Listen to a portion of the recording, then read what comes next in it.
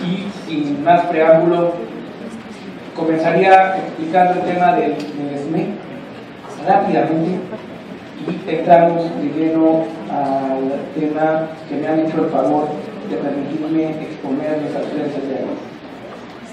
El Sindicato Mexicano de Electricistas, al inicio de esta administración, su situación jurídica era que existía una resolución de la Suprema Corte de Justicia de la Nación en la que declaraba constitucional el decreto de extinción de la entonces Compañía de Luz y Fuerza del Centro, y que las demandas colectivas que se habían presentado señalaban con claridad en esa resolución de la Corte que no había patrón sustituto, que por lo tanto la CFE no había patrón sustituto y que lo único que quedaba pendiente era la liquidación de esos trabajadores. El problema que se tenía en el país no era un problema de carácter jurídico. El problema jurídico o el tema jurídico había estado ya resuelto finalmente por la Corte, pero sí existía un severo problema social, donde había trabajadores calificados todos los días desfilando en uno y otro lado de la Ciudad de México y otras partes del país, concentrado mayormente en el centro de la República. La salida que se encontró fue la siguiente. La primera, el sindicato tenía que reconocer que no existía derecho alguno pendiente en contra de entidad alguna del gobierno, salvo los derechos individuales derivados de su liquidación de cada uno de los trabajadores que no habían decidido cobrarla. Segundo, que tendría que constituirse en una cooperativa y que esta cooperativa buscaría un socio de capital privado que juntos tendrían en comodato algunas de las instalaciones de lo que fue la extinta Compañía de Luz y Fuerza del Centro, no todas, solo 4, que tendría el socio inversionista que reconvertir estas instalaciones comprometiendo recursos privados para que funcionara, que al ser cooperativa el SME ya no podía ser competencia de sí mismo, es decir, desaparecía como sindicato y no podría demandar titularidad alguna de contrato colectivo a empresas nuevas que llegaran en la reforma energética, y que eso sí es un tema importante de incentivo a la inversión, y que por lo tanto tendrían que generar fluido eléctrico para la zona centro del país a más bajo costo mediante una fórmula establecida por CFE, y que CFE tendría la opción de comprar esa luz para poder abastecer lo que en este momento no alcanza, que es el fluido eléctrico de una zona centro que crece día por día. En esos términos, sabiendo que no se entregaba en propiedad, que se daba en comodato, que era un inversor privado, que desaparecía el sindicato, que se constituía en cooperativa y que tendría que vender fluido eléctrico a más bajo costo del que lo produce la CFE, teniendo la CFE la opción inicial de compra de todo lo que produjera esta nueva compañía, podía darse hacia adelante los trabajos. Estos ya empezaron desde noviembre del año pasado, y en el 27, las últimas 2 semanas de agosto, la Junta Federal de Conciliación y Arbitraje trabajó viernes, sábado y domingo para liquidar a cada uno de los ex trabajadores del SME que no habían cobrado su liquidación. Uno por uno tuvimos un 96% de efectividad, sin necesidad de estar haciendo ruido, ni presentaciones, ni dar a conocerlo en boletín. Están liquidados completamente los trabajadores. Ese dinero se ha puesto en manos de un fideicomiso de ellos y servirá para amortizar también su parte proporcional en esta unión que se ha hecho con una empresa privada y la cooperativa en sí misma. Ese es el estatus que guarda. Jurídicamente estaba resuelto, socialmente no. se conservó la planta de empleo de trabajadores que sí tienen una mano de obra calificada y desapareció como tal un sindicato porque no puede ser competencia de sí mismo quien ha pasado a ser patrón a través de una cooperativa. El asunto está en términos reales, no solamente jurídicos, está resuelto y esperemos que sirva para proveer de fluido de calidad de energía eléctrica al centro del país sin que pierda atribuciones ni la CFE ni el gobierno, ni se vea por menoscabo alguno la reforma energética que ustedes tuvieron a bien aprobar. Sería lo que yo podría decirle al señor senador y al grupo parlamentario. Igual, como pueden ver, no ha habido crítica sobre esto, no ha habido una queja específica, fue muy cuidado el proceso, muy cuidado, hasta en las formas en que tendrían que desistirse de cualquier acción colectiva o individual, cualquiera de los trabajadores que hayan conformado el sindicato. Es una fórmula exitosa que no hay que perder de vista frente a las circunstancias que vienen en paraestatales que han tenido gran capacidad para formar cuadros profesionales y que, simplemente lo dejo como una reflexión, podríamos seguir manteniendo una planta de empleo importante a través de buscar fórmulas con innovación y exitosas, que no lastimen derechos laborales, que no lastimen el sentido de las reformas, que le permitan sanearse a las empresas en lo que tiene que ser ahora un ambiente de competitividad hacia el exterior y que le dé salida de vida a muchos trabajadores que eventualmente podrían estar en una condición de riesgo y que es mano de obra calificada. Cuando en 1918 nació un nuevo movimiento sindical con la fundación de la Confederación Regional Obrera Mexicana, se proclamó el derecho de los explotados a emprender la lucha de clases. Luis Morones, empleado de la Compañía Telefónica Mexicana, fue uno de los primeros en emprender su personal lucha de clases, y su carrera de líder sindical subió como la espuma. En poco tiempo consiguió ser dirigente de la CROM, diputado federal y secretario de Estado. A principios de los años 20, su éxito sindical y político podía adivinarse a media cuadra, porque además de gran poder, para entonces había ganado muchos kilos que envolvía con camisas y trajes cada vez más finos. Desde Luis Morones, la bonanza económica de los líderes sindicales mexicanos puede apreciarse como en un catálogo. A Fidel Velázquez, quien evitó mostrar su prosperidad ante varias generaciones de mexicanos durante el siglo XX, hoy puede documentársele al menos una mínima parte de un patrimonio difícilmente explicable, dado su modesto origen campesino y su prolongado empleo como líder obrero en un país con pobreza ancestral. El también fallecido Leonardo La Güera Rodríguez Alcaine siguió los pasos de Fidel Velázquez y se avecindó en otra colonia exclusiva, el Pedregal, en una residencia que en su momento fue valuada en $2 millones. Las espectaculares casas junto al mar que el Bester Gordillo posee en San Diego y que estos días se han documentado con detalle hacen ver un poco más modesto el edificio de 5 pisos donde el líder de los petroleros, Carlos Romero Deschamps, tiene residencial del mar junto al Boulevard Cuculcán en Cancún, donde remolca el Indomable, un yate de su propiedad de $1,5 millones, a pesar de que su sueldo como obrero de Petróleos Mexicanos no rebasa los 25,000 pesos mensuales.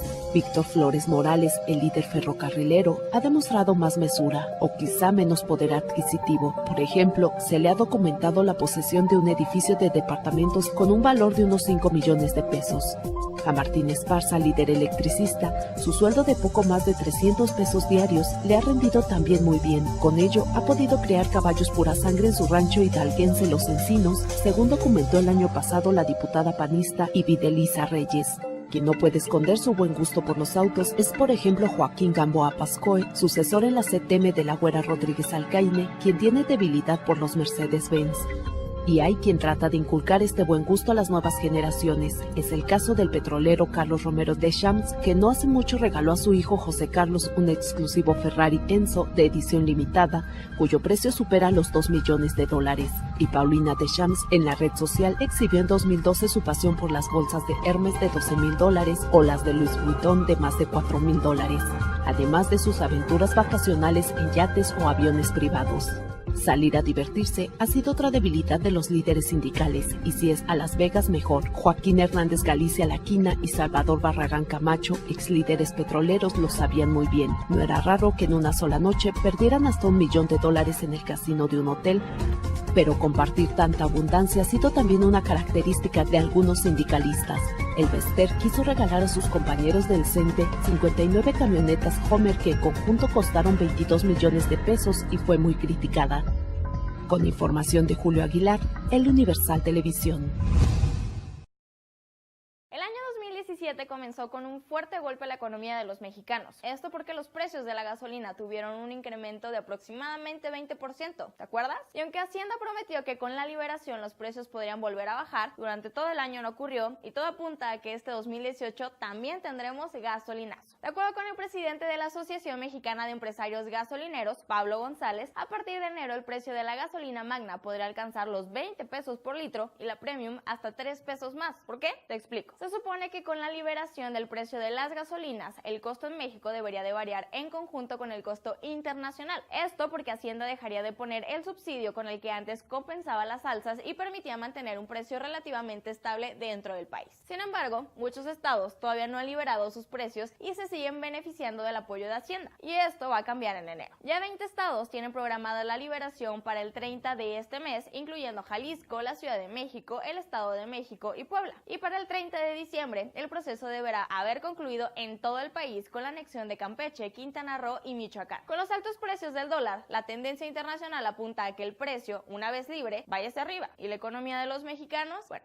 hacia abajo. Porque no solamente sube la gasolina, también el precio del transporte y logística, y por lo tanto hay inflación en la mayoría de los productos. Entonces, ¿dónde quedó la promesa de que la reforma energética traería beneficios para el bolsillo de los mexicanos? Y no solamente está fallando con los gasolinazos, también en lo que respecta a mejorar los números de Pemex. Estos últimos 3 meses han sido uno de sus peores periodos en años, pues sus pérdidas en ese tiempo suman 101,000 millones de pesos. Además, sus ganancias acumuladas entre enero y septiembre apenas alcanzan los 18,000 millones de pesos, es decir, 13 veces menos de lo necesario para reponer los 255,000 millones de pesos que perdió en 2016. Así que disfruta las fiestas, ahorra, llena tu tanque y prepárate, que la cuesta de enero será empinada. Mucho o poco se nos ha dicho sobre la reforma energética. Quienes la impulsan nos hablan con argumentos esperanzadores, ubicando a esta ley como el principio de un futuro prometedor para México. Y quienes han ido a fondo de sus implicaciones nos han alertado una y otra vez que puede suceder todo lo contrario. En resumen, la reforma modificó el artículo 25, 27 y 28 y permite la entrada de capital privado al sector energético. En otras palabras,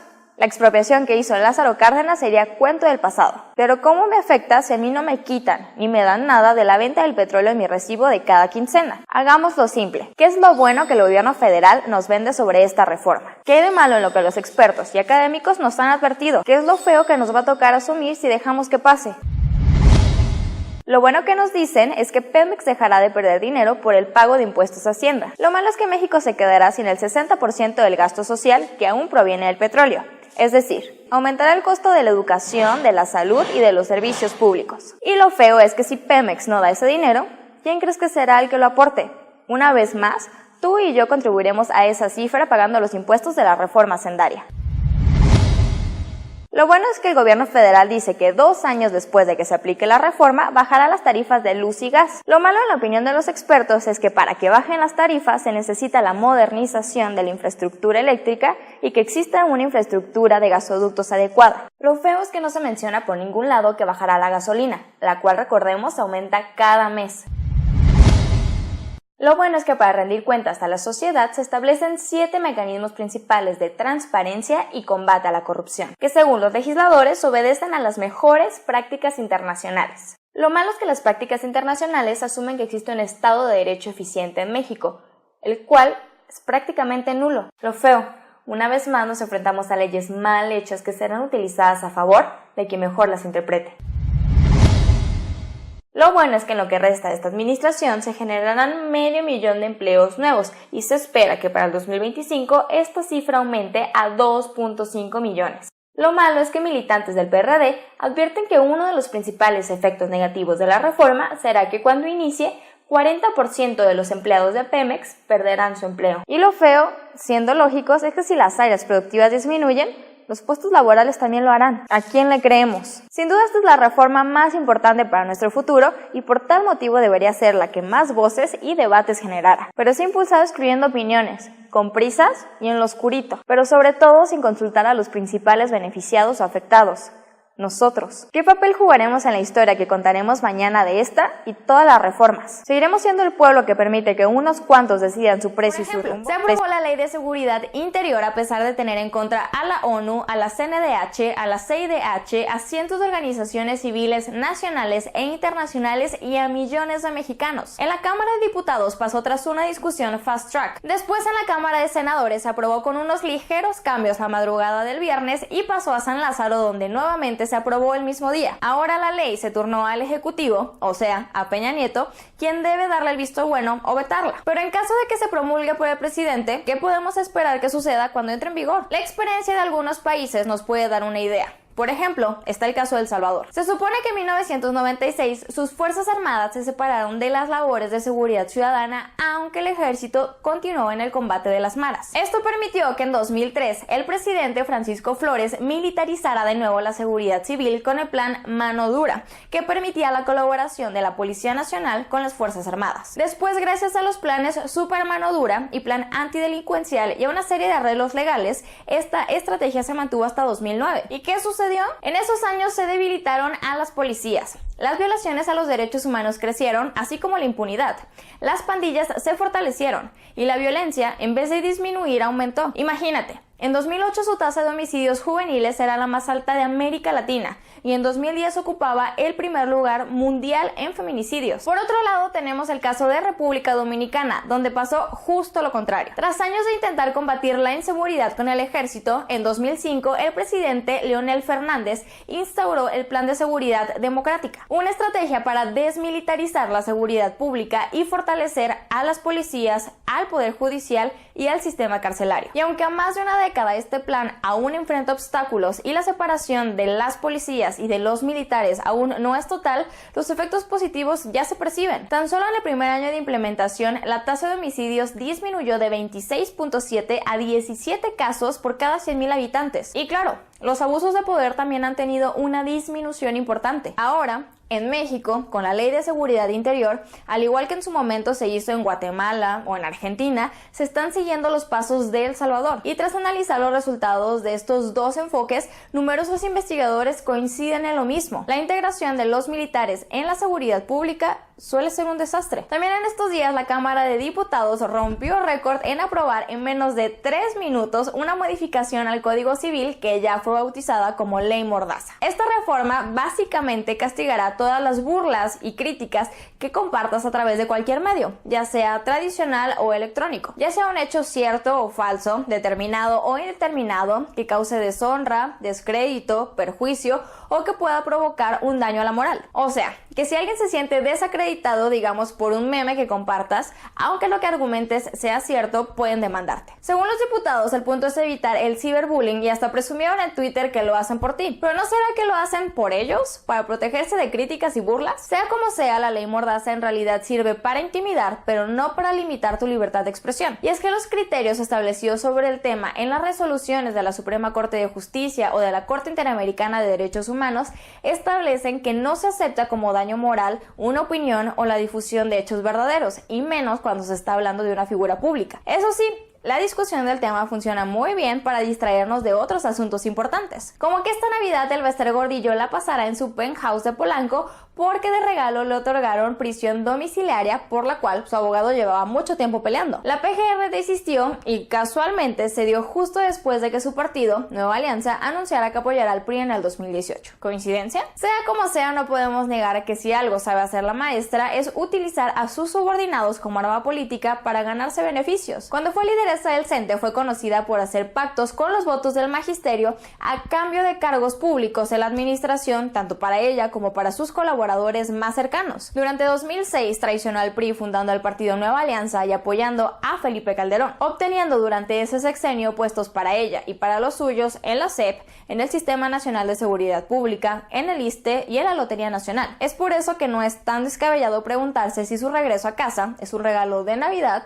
o es un regalo de reconciliación con el tricolor. Y hablando de sindicatos y favores, también la semana pasada Carlos Romero de Champs fue reelegido por cuarta vez como líder sindical de Pemex, lo que significa que para el fin de este mandato en 2024 habrá cumplido 31 años ininterrumpidos en ese puesto. Durante este tiempo, el también senador y exdiputado ha acumulado decenas de denuncias por corrupción y por escándalos, pero ninguna ha prosperado. Ahí tenemos el caso de Pemex Gate, o los 47 amparos con los que ha impedido que el INAI transparente el uso de recursos dentro del sindicato. Mientras tanto, Romero de Champs disfruta con tranquilidad de una opulencia excesiva, manifestada en sus yates, en sus autos de lujo, en los relojes de 7 millones de pesos, en múltiples propiedades o hasta los viajes de sus hijos. Y por último, en otras noticias simultáneas, ya tenemos nuevo titular de la FEPADE. El elegido por el Senado es Héctor Marcos Díaz Santana, que ya ha ocupado otros cargos en la Fiscalía. Pero a pesar de su experiencia, es difícil saber si el desempeño del nuevo titular de la FEPADE estará a la altura del de Santiago Nieto,